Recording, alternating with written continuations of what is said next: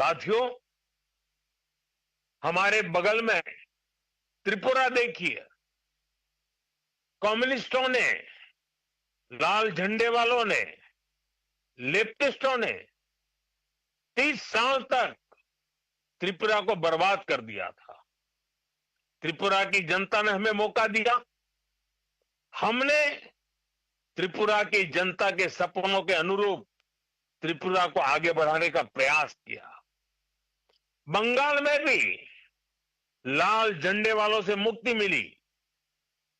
आशा थी कि लेफ्ट वालों के जाने के बाद कुछ अच्छा होगा, लेकिन दुर्भाग्य से टीएमसी ने लेफ्ट वालों की जितनी बुराइयां थी, उन सारी बुराइयों को और उन सारे लोगों को भी अपने में समा लिया और इसलिए अनेक गुना बुराइयां बढ़ गई और उसी का परिणाम है कि त्रिपुरा तेज गति से बढ़ रहा है और बंगाल टीएमसी के कारण तेज गति से तबाह हो रहा है।